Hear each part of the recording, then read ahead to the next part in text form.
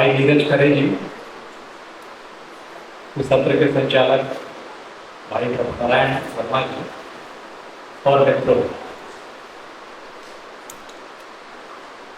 नीरज जी ने बहुत ही महत्वपूर्ण वक्तव्य दिया। उन्होंने रमाकांत जी की रचनाशीलता के संदर्भ में उसके विभिन्न पुस्तकों का विस्तार के साथ विवेचन किया और अनेक कहानियों पर जिक्र किया। मैं उतने विस्तार में नहीं जाऊंगा क्योंकि मुझे लगता है कि शायद अब इसकी आवश्यकता भी नहीं है। कुछ मोटी मोटी चीजों का मैं जिक्र करना चाहूँगा। इस सत्र का जो उप विषय है कहानी के नए इलाके, इसकी अवधारणा ये थी कि हमारा जो आज का परिदृश्य है उस परिदृश्य में कोई एक लेखक किस तरह से हस्तक्षेप करता है चीजों को नए संदर्भों में, नए विषयों के साथ देखते हैं। तो जाहिर है कि ये सत्र वस्तुतः उनके बाद के दौर के लेखन के विषय में, लेकिन मैं इसके लिए थोड़ी उस पृष्ठभूमि का भी जिक्र करना चाहूँगा जहाँ से लॉन्चिंग पैड से लिखा उस तरह की एक शुरुआत होती है। इसलिए उनके लेखन के बिल्कुल शुरुआत के दौर को भी मैं याद करना चाहूँगा और हम ये देखने की कोशिश करेंगे कि कैसे उनके कथा बोध का विकास हुआ।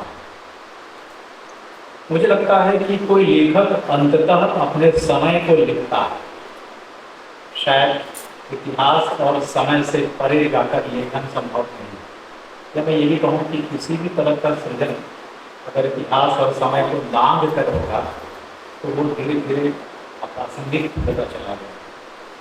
इसलिए किसी भी तरह के सृजन की ये कहने की एक व्यवस्था है कि वो अपनी जड़ें जमीन के भीतर से गहरे करके उसको स्थापित करें और साथ ही जो चारों तरफ फैला हुआ आकाश है उसको देखते जाए। रमाकांत जी का लेखन भी अगर मैं केदारनाथ सिंह के शब्दों का इस्तेमाल करूँ तो कालबद्ध लेखन, और जाहिर है कि एक व्यक्ति का जीवन कालबद्ध ही होता है और लेखक का लेखन भी अंततः कालबद्ध ही होता है, काल से परे पृष्ठ।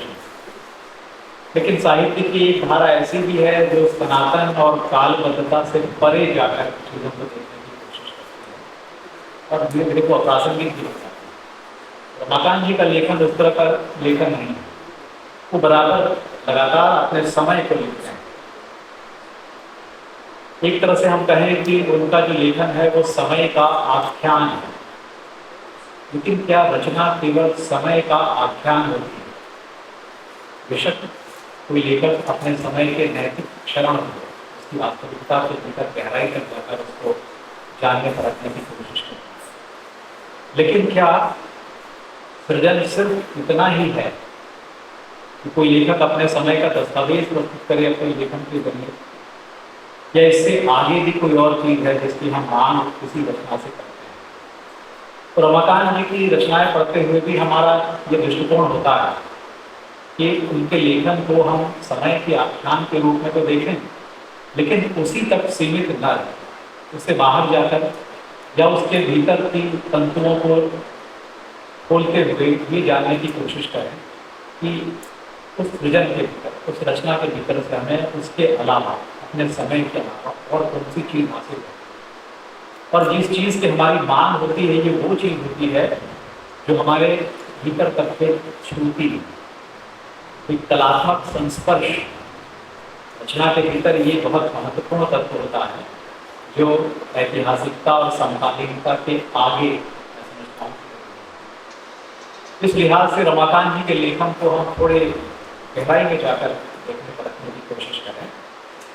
समय का महज वृत्तांत जानने के लिए उनकी कहानी को न दें, लेकिन वो समय का वृत्तांत भी, और समय के ये जो वृत्तांत है उसके भीतर जो समय है वो मैं समझता हूँ कि दो तरह का समय है।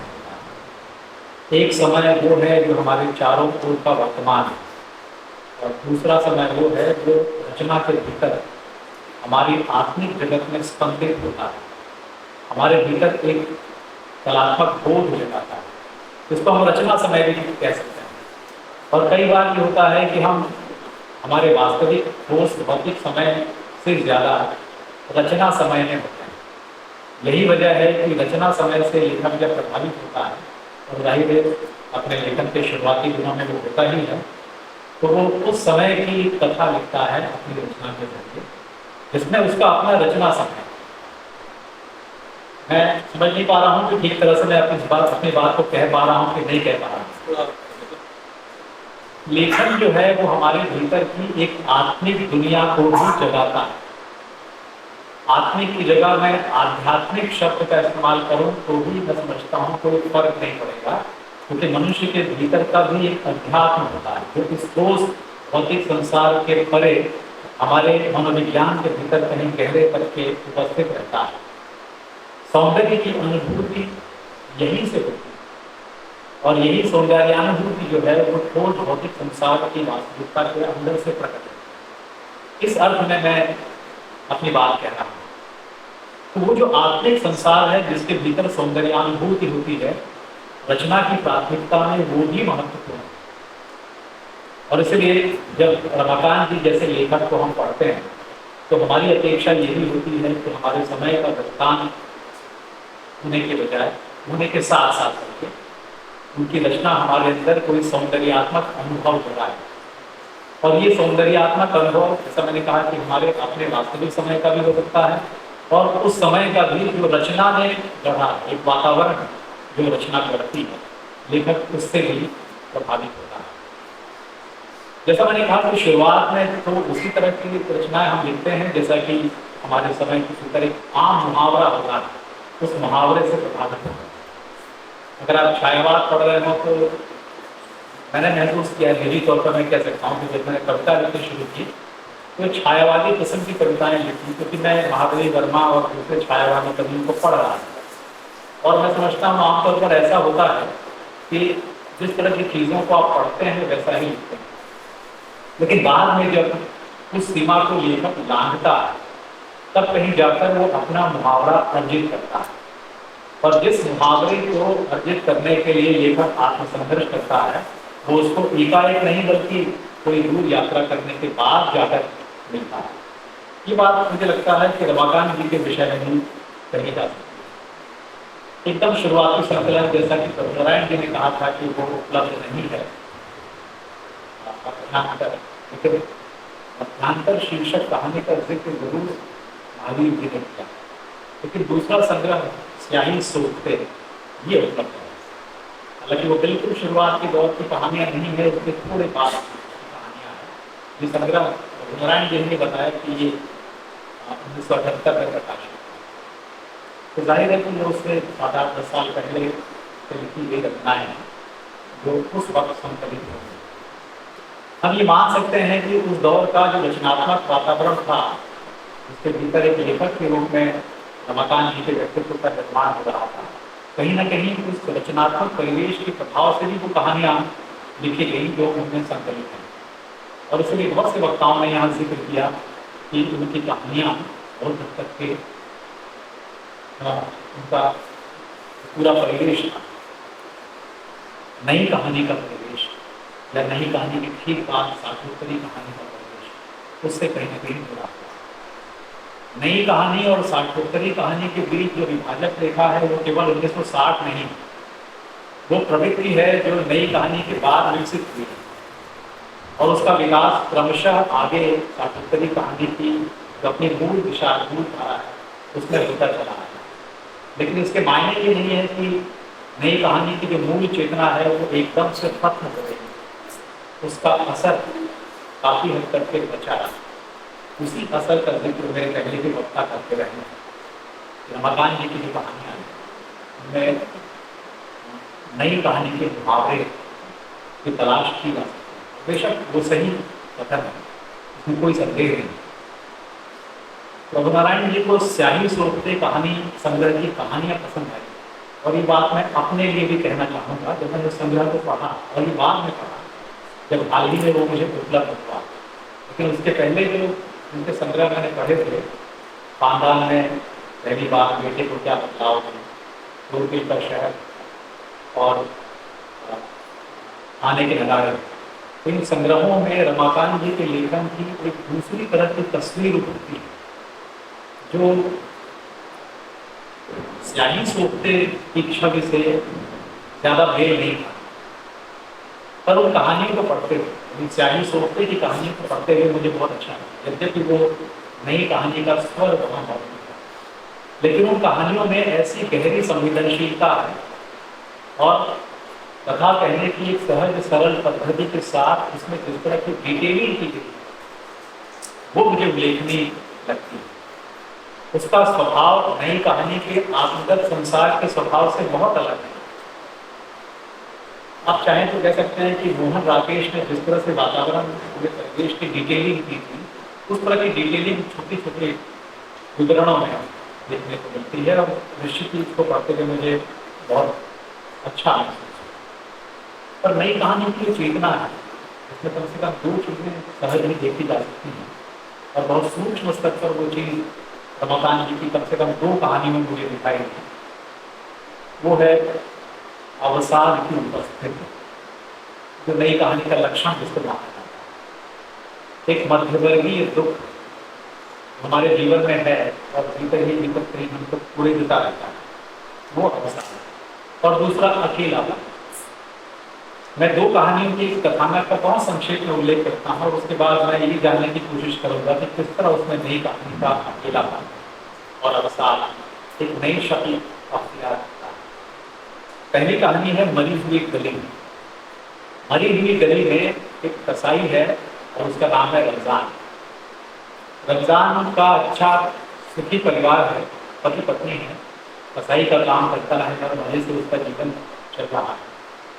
वो सपने देखता है कि उसका बेटा पैदा होगा, उसके बाद उस बेटे को अपना काम सिखाएगा और किस तरह से वो उस काम को सिखाने की कल्पना में वो आनंद में डूब जाता है। ये सारी चीज़ें रमजान उनको महसूस करता है। लेकिन दुर्भाग्य ये है कि रमजान की पत्नी नज़मा जो है वो उसको छोड़कर एक दिन अचानक एक दूसरे कसाई के यहाँ चले जाती है, जिसको हमें कहते हैं बैठ गई। तो वो बैठ जाती है। ये घटना जो है वो उसके लिए हृदय विदारक, उसका पूरा सपनों का संसार जैसे टूट जा रहा है। जब ये घटना घटित होती है तो उसके अंदर गहरा कसैलापन पैदा होता है। उसकी पत्नी दूसरे कसाई के घर जाकर बैठती है, लेकिन बाद में उसका बेटा पैदा होता है उस दूसरे कसाई के घर। जब उसकी पत्नी उस कसाई के घर जाती है तो मोहल्ले के लोग उसको समझाते हैं, ये भी हवाला देते हैं कि उसके पेट में बच्चा है, मगर वो कहती है कि ये बच्चा रमजान का नहीं। तो ये और ज़्यादा उसके लिए एक हौलनाक अनुभव है, वो भीतर से टूटने लगता है। लेकिन जब उसका बच्चा पैदा होता है, थोड़ा बड़ा होता है और उसके पास में ही मोहल्ले में रहता है तो उसके करीब आता है, उसको देख कर उसको बहुत तसल्ली मिलती है। अब उसके सपने उस बच्चे के साथ उसकी इच्छा तो होती है कि उस दूसरे कसाई और नज़मा को वो मार डाले। अपनी छुरी और जो औजार है उसको वो बंद करके रखता है, ये याद ना आ जाए कि उसको मार डालना है। ऐसी स्थितियों से गुजरते हुए रमजान जो है वो एक गहरे दुख और अवसाद में डूबा हुआ। ये अवसाद वास्तविक है, स्थितिजन्य है। इसके भीतर उस तरह का अकेलापन नहीं है जैसे कि नई कहानी के आत्मवादी संसार के भीतर से अकेलापन पैदा है। वो एक आत्मसीमित संसार की चर्या थी जो नई कहानी में देखने को मिलती है। नई कहानी का नायक जो है वो जो तमाम सामाजिक परिस्थितियां हैं उससे लगभग विच्छिन्न है। सामाजिक परिस्थितियों का जिक्र अगर कहीं वहां उसमें होता भी है तो केवल एक उद्दीपन के नाते, वरना वो एक बहुत ही आत्मसीमित किस्म की दुनिया जो कहानियां नई कहानी के नाम से चर्चित हुई, जहाँ लेखक का सामाजिक संसार जैसे कहीं विलुप्त हुआ सा मालूम पड़ता है। लेकिन इस कहानी में जो नायक का अवसाद है, मुझे लगता है कि ठोस और परिस्थिति जन्य, वो अपने दुख में डूबा हुआ। उस गली में ये दोनों कसाई हैं, बहुत ही आनंदरत भी है, लेकिन धीरे धीरे जिस तरह की स्थिति का सामना रमजान को करना पड़ता है उसमें उसका अकेलापन जो है बहुत ही गहराता चला जाता है और उसको लगता है कि जिस गली में वो रहता है उस गली की जीवंत धड़कनें समाप्त हो चुकी हैं और वो एक मरी हुई गली। तो नई कहानी के दौर का अवसाद जो है रमाकांत जी की इस कहानी में आकर एक नया संस्कार प्राप्त करता है, क्योंकि जो हालात हैं उनसे वो चीजें जुड़ती हैं। दूसरी कहानी है अकेली मछली। इसमें एक बुजुर्ग नारायण प्रसाद के अकेले पत्थर से, नारायण प्रसाद रिटायर होकर अपने भाई के घर रहने चले आए हैं, लेकिन उनके जीवन में बहुत सारे दुख हैं। खासतौर से पारिवारिक जीवन का सुख संतोष उनको कभी नहीं मिला। उनकी पहली बेटी जो थी तारा, उसका 8 वर्ष की उम्र में निधन, दूसरी संतान का निधन, तीसरी संतान रमेश जो लगभग 16, 17, 18 साल का एक नौजवान, खूबसूरत नौजवान था, उसकी भी मृत्यु। विषय वही है जो नई कहानी है, दुख और अवसाद। लेकिन उस दुख और अवसाद के संदर्भ कितने मार्मिक है ये देखने की जरूरत है। नारायण प्रसाद अकेले हैं, इसलिए उनका दुख और उनका अकेलापन दूर करने के लिए उनके भाई ने, नरोत्तम ने, उनके सामने ये प्रस्ताव रखा कि वो उनके घर उनके साथ चलकर रहने लगे। लेकिन नारायण प्रसाद उससे इत्तेफाक नहीं रखते, वो नहीं जाते हैं। लेकिन अंततः जब वो रिटायर हो जाते हैं तब उनके पास रहने के लिए कोई विकल्प नहीं, कोई बहाना नहीं रहता कि जिससे जरिए उसको टाल सकें। इसलिए वो अपने भाई के परिवार में जाते हैं और खुशी खुशी जाते हैं। शुरुआत में उन लोगों से जुड़ने की एक उत्तेजना उनके भीतर होती है और उसका वो उसको सेलिब्रेट का आनंद भी है। लेकिन धीरे धीरे धीरे जब उनको ये लगने लगता है कि चीज़ें बदल रही हैं और उनके जीवन में सचमुच एक परिवर्तन आता है। शुरुआत में सभी उनका स्वागत करते हैं और उनके सम्मान में नरोत्तम यह भी कहता है कि आप हमारे परिवार के बुजुर्ग हैं और परिवार की कमान आपके हाथ, सब कुछ आपके हाथ में। बुजुर्गों की तरह आपकी बात का हम सम्मान करेंगे, आप जो कहेंगे घर जैसा चलाएंगे वैसा ही। इस बात से नारायण प्रसाद को खुशी होती है। लेकिन उसके बाद नारायण प्रसाद उनकी बुजुर्गियत और परिवार का मुखिया होने का एहसास रखता है और वो अपनी इच्छा के अनुसार उस परिवार को चलाना चाहते हैं जैसा वो चाहते हैं। बल्कि ये कहें कि सबको वो अपनी इच्छा अनुसार निर्देशित करता है। ये जो अनुशासन वो चाहते हैं, वो अनुशासन बच्चों के लिए और परिवार के अन्य लोगों के लिए अवांछित। धीरे धीरे वो चीज़ें बर्दाश्त से बाहर होती चली जाती हैं और नरोत्तम प्रसाद को लगता है कि उनके ऊपर अनावश्यक रूप से ये जो अनुशासन है वो लादा जा रहा है। अब वो जो भी कहते हैं उनकी इच्छा को मानता सुनता नहीं। इस तरह से नारायण प्रसाद को धीरे धीरे ये महसूस होने लगता है कि वो स्वयं परिवार के लोगों के लिए अवांछित होते चले जा रहे हैं। यही उनके दुख और अवसाद का कारण है। ये कहानी जाहिर है कि नई कहानी की उसी संवेदना के साथ जुड़ती है, लेकिन उसके सामाजिक संदर्भ फिर से यहाँ पर स्पष्ट है। ये किसी अकेले व्यक्ति का दुख नहीं है। उस परिवार के भीतर जो एक सामाजिक संघर्ष की स्थिति है, एक अकेले व्यक्ति की जो नियति की वास्तविकता, वो वास्तविकता इससे गई। ये वो लॉन्चिंग पैड है जहाँ से रमाकांत जी अपनी कथा यात्रा की अगर शुरुआत नहीं भी करते हैं तो थोड़ा उसमें आगे बढ़ जाते हैं। उसके बाद के संग्रहों में चीजें फिर बदलने लगती हैं। जो प्रारंभिक कहानियों में अवसाद और अकेलेपन की जो छाया है वो धीरे धीरे लगता है कि जैसे दूर होने लगती है और जो प्रखर सामाजिक संदर्भ है वो उनकी कहानियों में और अधिक उत्कट तरीके से आने लगते हैं।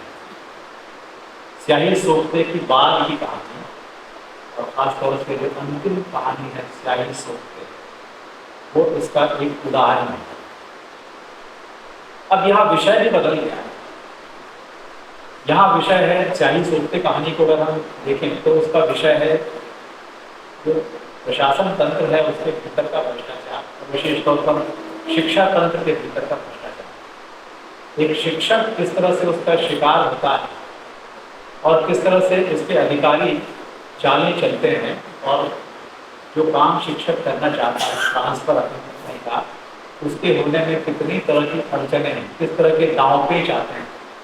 अधिकारी जो है कभी नम्र होता है, थोड़ा झुकता है, और कभी सिर तान के खड़ा होता है, उसका अहंकार खड़ा होता है। इन सारी स्थितियों का सामना करते हुए धीरे धीरे धीरे जो कथानायक है वो परेशानी के घेरे में गिरता चला जाता है, दुखी होता है, कष्ट होता है, उसको महसूस करता है, अपने साथियों के साथ उसको साझा करता है, लेकिन उसकी समस्याओं का अंत नहीं है। और जो भ्रष्टाचार का समूचा चक्रव्यूह बना हुआ है उसका वो शिकार है। ये कोई नई कहानी नहीं है, ये कहानी तो पहले से चली आ रही है, लेकिन जिस अंदाज में इस कहानी को कहा गया है, आप उसको पढ़ते हुए ये महसूस करेंगे कि पंक्ति दर पंक्ति आपको एक तरह का आनंद मिलेगा, एक सृजनात्मक आनंद। और कहानी से आगे हमारी क्या अपेक्षा होती है? एक तो ये कि अपने समग्र प्रभाव में वो हमारे भीतर उस आनंद को प्रज्वलित हो, और दूसरा तरीका ये हो सकता है कि पंक्ति दर पंक्ति एक एक लाइन से गुजरते हुए आप उस लाइन के भीतर जो मारक तत्व है उसका आनंद लें। ये भी एक तरीका हो सकता है। परसाई जी का जिक्र किया गया, और परसाई जी के व्यंग लेखन का यही तरीका है कि आप प्रत्येक पंक्ति का आनंद ले सकते हैं। वो आपके भीतर कहीं एक चुभता हुआ सा पैदा करती है, जैसे कुछ भीतर जल रहा हो, अचानक दीप्त हो रहा हो, ऐसा कुछ महसूस। रमाकांत श्रीवास्तव की बाद की कहानियों में ये चीजें और ज्यादा प्रकट हैं। स्याही सोखते एक पूरे भ्रष्टाचार की कहानी है, जिसमें नायक निरीह होकर अंत में ये महसूस करता है कि हम तो स्याही सोखते की तरह हैं, चाहे जिस तरह की दारुण स्थितियों का सामना करना पड़े उसको सोख लेना स्याही सोखते की तरह, ये हमारी मजबूरी है। ये कहानी भी इस विवशता में समाप्त है, लेकिन इस विवशता के भीतर भी कहीं समूचे भ्रष्टाचार के तंत्र का प्रतिरोध भी छिपा है। प्रतिरोध वैसा खुला हुआ नहीं है और आक्रामक नहीं है, लेकिन स्वयं कथा जिस तरह से ट्रीट की गई है उसमें ये प्रतिरोध अपने आप प्रकट होता हुआ जान पड़ता है। तो स्याही सोखते के बाद रमाकांत जी की कविताओं में एक नया दौर शुरू होता है। ये दौर आता है बेटे को क्या बदलाव संग्रह है, जो बाद के दौर का संग्रह। तो संग्रह की कहानियां जब मैंने पढ़ी, और 15 वर्ष हो गए जब ये कहानियां पढ़ी, तो पूरी कहानियों को मुझे ऐसा लगा कि हर कहानी को जोड़कर समग्र रूप में भी पढ़ा जाए, क्योंकि सारी कहानियां मिलकर एक समूचा चित्र बनाती हैं।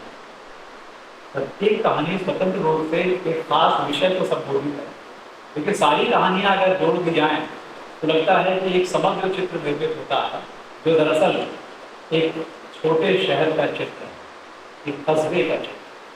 कस्बे के चित्र तो खानदान में स्याही सोखते में भी है, लेकिन उसमें कस्बे के जीवन की बजाय परिवारों की कथा, परिवारों के अकेले पर। लेकिन कस्बे का समाजशास्त्र यदि हम ठीक तरह से देखना पड़ना चाहें किसी रचना की भीतर, तो रमाकांत जी की बेटे को क्या बदलाव संग्रह की कहानियों में उसको दे सकते हैं। एक कस्बाई जीवन या छोटे शहर का जीवन किस तरह का हो सकता है, किस तरह वहाँ रहने वाले विभिन्न वर्ग के लोगों को उसमें संघर्ष करना पड़ता है, आपस में एक दूसरे से किस तरह से उनका टकराव होता है।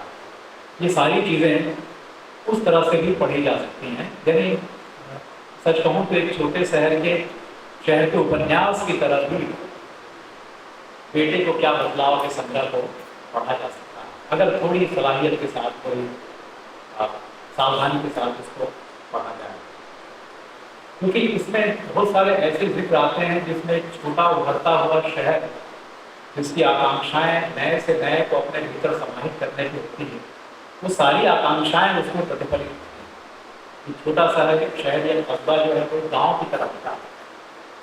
आगे विकसित होने या बढ़ने की प्रक्रिया में धीरे धीरे उसमें कई नई चीज़ें जुड़ती चली जाती हैं, उसमें नई कॉलोनीज बनने लगती हैं, नई तरह की संरचनाएं बनने लग जाती हैं। सब कुछ विकास के नाम पर या विकास के बहाने नया नया सब होने लगता है। लेकिन उस नए का मॉडल क्या हो, उसका आदर्श क्या हो?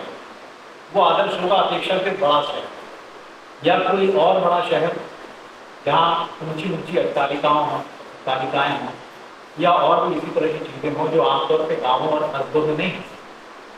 यहाँ कुछ ऐसी चीज़ें जो हैं वो विकास का प्रतीक नहीं बनती बल्कि छोटे शहर की आकांक्षाओं का प्रतीक बन जाती है। मतलब ये कि छोटे शहर में स्विमिंग पूल नहीं हुआ, तो उनका सपना है कि स्विमिंग पूल हमारे यहाँ नहीं। इसी भिलाई शहर में पहले मेरी कुछ लोगों से जब बात हुआ करती थी तो उनको बड़ा अजीब सा लगता था या कहीं खालीपन महसूस होता था कि हमारे शहर में स्विमिंग पूल नहीं है, बाद में हुआ भी, या हमारे शहर में फ्लाईओवर नहीं है। ये फ्लाईओवर जो है वो अभी कुछ वर्षों से यहाँ तो भिलाई में बनना शुरू हुआ, यहाँ से पहले राजनांदगांव में बन गया, तो यहाँ लोगों को लगने लगा कि ये राजनांदगांव की तुलना में कहीं पिछड़ा हुआ शहर है। ये स्वाभाविक तौर पर शहरों के विकास की प्रतिबद्धता में ये देखने को आता है।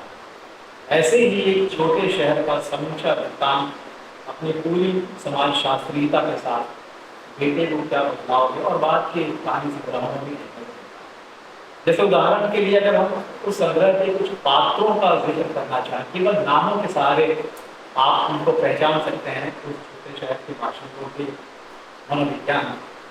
मसलन कुछ कस्बाई पात्र हैं, इनमें से कुछ नाम मैं सामने रखता हूँ। बेलचंदन पांडे, मुमताज अंजान, मिसेस सिंह, अजय वर्मा, विनय, एसपी, निहार रंजन, पंडित, आफ्ताब, अग्रवाल जी, भीभू भाई, ये सारे नाम वो हैं जो उस शहर के बाशिंदे हैं और ये अलग अलग चरित्र जो है अपने नाम से ही जाहिर करते हैं कि उनकी प्रकृति क्या है, उनका स्वभाव क्या है। स्वाभाविक तौर पर ये सारे पात्र छोटे शहर में रचे। दूसरी तरह के पात्र जो हैं उनमें कई तरह के पात्र हैं, भिंडियाँ हैं, कार्टून हैं, दर्स हैं, त्योहार भी है उसमें, अफसर, व्यवसायी, नौकर जो किसी छोटे शहर में हुआ करते हैं। इन छोटे शहरों की जो शक्ति संरचना होती है उसके केंद्र में कोई राजनीतिक व्यक्ति या कोई नेता, हम जानते हैं कि हमारे समय में राजनीतिक व्यक्ति या नेता जो है वो हमेशा सबसे ऊपर की जगह पर होता है और कुछ इस तरह से कि सारी शक्तियाँ उसके केंद्र, उसके हाथों में। तो ऐसे ही छोटे शहर की मानसिकता में भी उसकी बुनियाद में ये नेता का जो स्थान है वो सर्वोच्च स्थान है। उसके बाद फिर नौकरशाह आते हैं, फिर वो व्यापारी हैं, वो शक्तिशाली होते हैं। इनके बीच किस प्रकार की शक्ति संरचना निर्मित होती है, इसको हम उस संग्रह की कहानियों में पहचान सकते हैं। जाहिर है कि जब रमाकांत जी ये कहानियाँ लिख रहे थे तो उन कहानियों में वो एक बाइनरी क्रिएट, इन्हें समाज के वे लोग एक तरफ थे जो शक्तिशाली और समाज के वे लोग दूसरी तरफ थे जो कमजोर थे। कमजोरों और शक्तिशाली समुदाय के बीच का द्वंद्व इन कहानियों पर ये कोई अनोखी बात नहीं है। हमारे दौर से बहुत से लेखकों की कहानियों में, बल्कि ये कहें कि ज़्यादातर कहानियों में ये चीज़ हमको देखने को मिलती है। इस तरह की बाइनरी, एक किस्म का वही पात्रों के बीच, क्योंकि ये वो दौर था जब वर्ग संघर्ष की चर्चा केवल राजनीतिक विमर्श तक में शामिल नहीं रहे, ये हमारी रचनात्मकता का भी हिस्सा हो चुके। ये वो दौर था जब जनवादी कहानी जैसी चीज़ें सामने आ रही थी। हालांकि जनवादी कहानी कहा जाता है कि आंदोलन तो नहीं है, लेकिन एक बैनर जरूर खड़ा किया गया था जिसके पहले बहुत सारे कहानीकार उस तरह की कहानियाँ लिख रहे थे जो विचारधारा से संचालित। तो उस परिदृश्य ने जो द्वैत पैदा किया उसके चलते ये बाइनरी पैदा, लेकिन ये ऐसी बाइनरी है जो स्वाभाविक तौर पर एक पक्षधर लेखन के भीतर ही नहीं बल्कि संवेदनशील लेखन के भीतर भी देखने को मिलती है। कोई भी लेखक हमारे समाज के भीतर मौजूद इस बाइनरी से बच नहीं सकता। तो रमाकांत जी की कहानी में मुझे लगता है कि 1980 के बाद ये चीज़ें स्वाभाविक तौर पर परिवेश के प्रभाव के चलते पैदा हो गई और उसको बेहद समाजशास्त्री और उतनी ही कलात्मक तरीके से लोग प्रस्तुत कर रहे थे। इस तरह से ये जो मध्यवर्ग है, इस मध्यवर्ग की कथा भी, उसके द्वैत, उसकी विडंबनाओं, उसके जीवन संघर्षों और उसके मुश्किलों की कथा भी उस संग्रह में दिखाई देती है। तो ये जो छोटा शहर है दरअसल इस तरह के शक्ति संवाद की एक क्रीड़ा भूमि बन जाता है और कहानियां जो है उन संबंधों के भीतर की मानवीय स्थितियों का एक रचनात्मक दस्तावेज बन जाती है। संग्रह की लगभग सभी कहानियों को इसी तरह से हम देख सकते हैं। इसी दौर में रमाकांत जी की कहानियां जैसे एक नए शिल्प की भी तलाश करती है, जिसके कुछ संकेत स्याही सूखता की अंतिम कहानी में देखने को मिले। हल्की सी व्यंग्यात्मकता जिसका जिक्र बार बार पूर्व के वक्ताओं ने की है। और एक समय उन कहानियों को पढ़ते हुए मुझे लगा था कि अगर, और ये बात कहीं भी जा चुकी है, हरिशंकर परसाई का उल्लेख हुआ और निश्चय ही इस तरह छोटे छोटे वाक्यों के जरिए परसाई जी अपनी बात कहते हैं। इन कहानियों में मैंने बात के दौर की कहानी में भी उसी तकनीक का इस्तेमाल रमाकांत जी करते हैं। और एक बार किसी आयोजन में मैंने इस बात का उल्लेख किया था कि रमाकांत जी दरअसल उनको हम कहानीकार न कहें, चाहे तो व्यंग्यकार भी कह सकते हैं, क्योंकि उस व्यंग्य का अनुभव हम बार बार और बराबर उनके यहाँ। लेकिन उस व्यंग्य की प्रस्तुति की जो विधि है, मैं कहना चाहूँगा कि वो शिल्प के अतिचार से मुक्त कथा है, जो रमाकांत जी की कहानी में हमको देखने को मिलती है। इस बात का उल्लेख मैं इसलिए भी कहना चाहूँगा कि ये कहानियाँ लगभग उस दौर में लिखी गई जब हिंदी कहानी में शिल्प के तरह तरह के चमत्कार हो रहे, और उसके बाद तो ये चमत्कार और तेजी के साथ होने लगे, खासकर 1990 के बाद जब पूरा परिदृश्य बदला। और मुझे लगता है कि हिंदी कहानी को समझने के लिए उस परिदृश्य की मोटी मोटी समझ भी जरूरी है, तो 1990 के बाद हमारे देश में और हमारी दुनिया में देखने को मिलती है। और आप समझ सकते हैं कि वो उदारीकरण और वैश्वीकरण के बाद की जो परिस्थितियाँ हैं, जिनके चलते बड़े संरचनात्मक परिवर्तन समाज में, अर्थव्यवस्था में और हमारी संस्कृति के भीतर भी हुआ है, ये चीज़ें इस रूप में हम हमारे सामने आती हैं। देखते देखते पूरी दुनिया बदल गई और हम सब जो 40 वर्ष की उम्र के आसपास हैं, उन्होंने इस दुनिया को इस तरह से बदलते हुए अपनी आंखों से देखा है। और जो कहानी में रुचि करते हैं, लेते हैं, वो ये भी जानते हैं कि किसी दौर में किस तरह से कहानी के भीतर नए शिल्प का बहुत धूम धड़ाके के साथ प्रवेश हुआ। कहानी का पूरा पाठ, इसका पूरा टेक्सचर इस तरह से बदला। मैं व्यक्तिगत तौर पर मेरी राय ये है कि वो कहानी नहीं रह गई, वो जैसे एक वृत्तांत बन गई। मैंने बार बार इस बात का जिक्र किया कि आज जो कहानियाँ लिखी जा रही हैं, जिसमें शिल्प के ऐसे प्रयोग हुए हैं और जिसमें लेखक जैसे अपने समय को स्वायत्त करने की हड़बड़ी में जल्दी से जल्दी उसको उसके तमाम ऊपरी आवरणों के साथ लिख डालना चाहता है।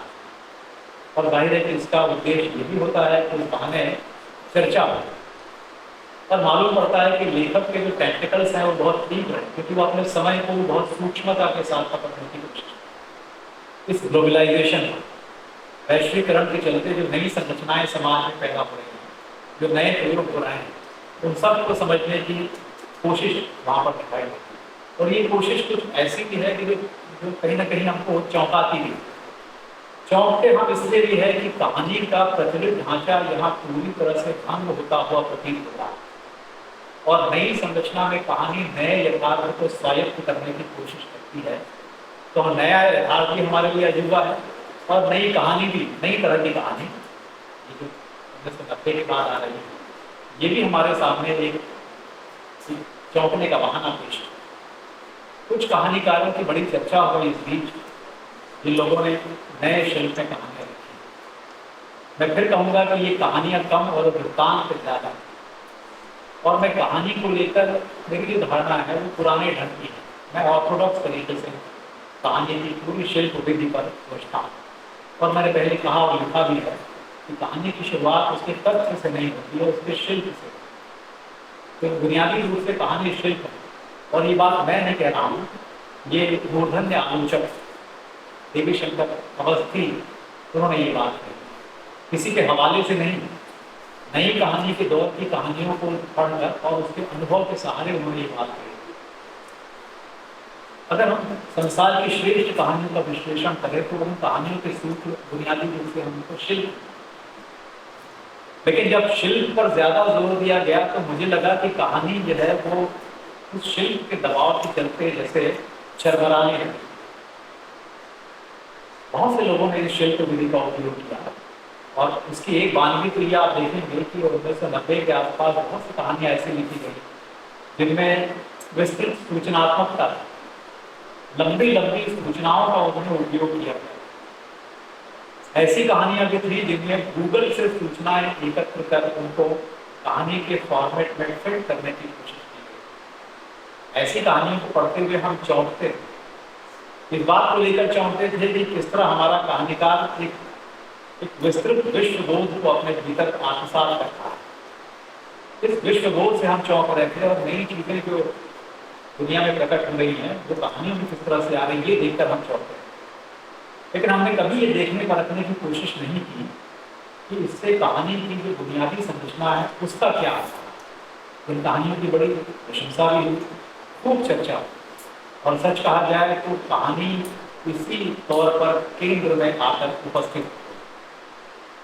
कविता धीरे धीरे हाशिए पर चली। 1990 के बाद कविता का जो उभार शुरू हुआ था, वो उभार 2000 के बाद धीरे धीरे कमजोर पड़ता चला गया और चर्चा में कहानियां आई। लेकिन वो कहानियां जो इस तरह से शिल्प विधि का अतिक्रमण करके, बार बार अतिक्रमण करके नए शिल्प में रची जा रही। मुकेश जी यहाँ बैठे हुए हैं, मुझे बार बार उनकी कहानी खेलन को याद आ रही और मैं अब भी मानता हूँ कि आज के दौर की सबसे महत्वपूर्ण कहानियों में से एक वो खेलन को, जो बहुत गहरी संवेदनशीलता के साथ, गहरी मार्मिकता के साथ कहानी के बुनियादी फॉर्मेट के भीतर रहता है, शिल्प युक्तियों का अतिक्रमण किए बगैर यथार्थ के नब्ज पर इस तरह से उंगली रखती है कि कहानी समकालीनता की हदें पार कर लेती है और वो सार्वभौमिक की जमीन पर दाखिल होती है। कहानी की बुनियादी आकांक्षा तो यही है कि वो अपनी स्थानीयता या देश काल की उसकी जो कठोर कर दी गई सीमा रेखाएं हैं, उनसे बाहर निकलकर सार्वभौमिक के क्षेत्र में प्रवेश कर महान कहानियां हैं। ये वो कहानियां हैं जो 100 साल पहले अगर लिखी गई हैं तो आज भी वो हमें उतनी ही संवेदित करती है। हम अपने हृदय को उनके उतना ही समीप पाते हैं। तो ग्रेट मास्टर्स ने कहानी की, चेखव या मोपासाई या इस तरह के जो महान कहानीकार हैं, उनकी कहानियां हमको पुरानी नहीं लगती, लेकिन जो कहानियां डेटेड हैं, समय का सामना करते हुए उसको जज्ब किए बगैर उनको 10 का 10 परोस देती हैं, वो कहानियां दीर्घायु नहीं हो सकती। ऐसे परिदृश्य में रमाकांत जी ने शिल्प के भीषण प्रयोगों के बीच जो कहानियां लिखी, उसमें समय को आत्मसात करने की वैसे ही स्पृहा हमको दिखाई जैसे कि और कहानियों में थी, लेकिन वो महज नैरेटिव, महज वृत्तांत के रूप में जाकर अपघटित नहीं किया, बल्कि यथार्थ को वो गहराई के साथ आत्मसात करते हैं। यहाँ तक कि उस शिल्प विधि का इस्तेमाल करते हुए सूचनाओं का प्रयोग भी उन्होंने अपनी कहानी में किया। जो ठेठ सूचनाएं, वो सूचनाएं भी कहानी की शिल्प संरचना में कुछ किस तरह से बंधी जाती हैं या फिट हो जाती हैं कि वो उसका हिस्सा मालूम करती है। नीरज जी ने अब अपने वक्तव्य में खाने के नगाड़े के एक अंश का जिक्र किया। मैंने सोचता कि उसको दोबारा से याद दिलाने की जरूरत है। इसमें द्वितीय विश्व युद्ध के संदर्भ आते हैं, ऐसे भी बहुत से और भी संदर्भों का इस्तेमाल रमाकांत जी ने अपनी बात की कहानी में किया और वो कहानियों के संदर्भ अप्रासंगिक या संदर्भ ही नहीं मालूम करते हैं। तो इस लिहाज से मैं ये कहूँगा कि रमाकांत जी की कहानियों, हिंदी कहानी का एक भिन्न प्रस्थान हमको देखने में आता है। हमारे चारों तरफ के वैश्वीकरण के वातावरण को वो अपने ही अंदाज में उसको स्वीकार करते हैं और उसकी रचना करते हैं। इसलिए उनका विवरण कौशल जो है वो अन्य कथाकारों से हमको बहुत भिन्न मालूम है। विवरण कौशल की भी यहाँ चर्चा हुई, खासतौर से जो कॉमिक अंदाज जिसमें उन्होंने बात की कहानियाँ लिखी हैं, वो निश्चित रूप से ध्यान आकर्षित करती है। लेकिन आप देखेंगे कि उस कॉमिक अंदाज के बावजूद जो आख्यान का नैसर्गिक प्रवाह है वो बाधित नहीं होता। कहीं कहीं जरूर ऐसा होता है कि आप उन कहानियों की भाषा में आप जैसे इस तरह से दाखिल होते हैं कि उसकी गिरफ्त में आ जाते हैं, पाठक उसकी गिरफ्त में आता है, लेकिन जरूर कहीं ना कहीं ऐसा भी लगता है कि लेखक स्वयं अपनी भाषा के गिरफ्त में या उसके मोह में आते हैं। और जब ऐसी स्थिति उत्पन्न होती है तो लगता है कि कहानीकार जैसे बार बार उन चीज़ों को नए नए अंदाज में सही दोहरा कर जैसे उसको एंजॉय कर रहा। कथाकार स्वयं अपनी भाषा को एंजॉय करने लगे तो थोड़ी मुश्किल होती है। और मुश्किल ये होती है कहानी भले ही उसके हाथ से न छूटे, जबकि रमाकांत जी के हाथ से नहीं छूटे, लेकिन फिर भी लगता है कि पाठक का भी ध्यान कहानी की प्रवास से हटकर कहीं भाषा के ऊपरी आवरण की तरफ चला, मुग्ध करने वाली भाषा। और मैं कहूँ कि ऐसी भाषा हिंदी में किसी और कहानीकार के पास नहीं है। इसलिए उनकी कहानियों को अगर व्यंग्य कहानी कहा जाए तो भी शायद गलत ना होता, लेकिन व्यंग्य कहानी कहना तो अटपटा भी मालूम पड़ता है। तो फिर मुझे लगता है कि अगर कह भी दिया जाए तो क्या है, क्योंकि उनकी कहानी की जो विशेषताएं हैं वो शायद इस शब्द से ज़्यादा।